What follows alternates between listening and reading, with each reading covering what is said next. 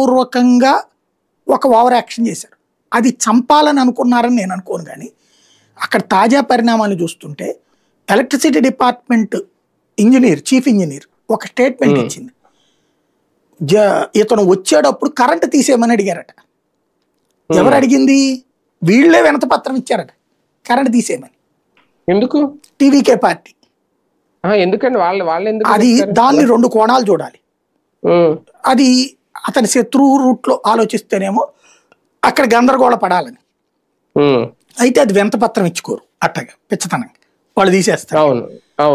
రెండవది నాకు అనిపించింది ఏంటంటే సినిమాటిక్ ఇది కదా, వాస్తవంగా ఇతను మధ్యాహ్నం 1 గంటకు రావాలట అక్కడికి. 1 గంటకు వస్తాడని చెప్పారు. పోనీ అక్కడ ఏంటి ఒక సభలాగా బ్యారికేడ్లు కట్టడము లేకపోతే పెద్ద ఇది కానీ ఇది చెయ్యట్లా. అది ఎందుకని?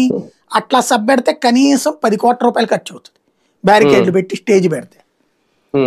ఆ డబ్బులు ఇతను ఖర్చు పెట్టేందుకు సిద్ధంగా లేడు విజయ్. అందుకని ఏం చేస్తున్నారు, కార్నర్ మీటింగ్ అంటే ఒక బస్సు మీద నుంచి మాట్లాడతాడు, ఆ ఏరియాకి వచ్చేయండి అని చెప్తారు. అక్కడ అది పెట్టినప్పుడు మధ్యాహ్నం పొట్లు వస్తే జనాలందరూ అప్పుడు చూసేస్తే ఆనందం.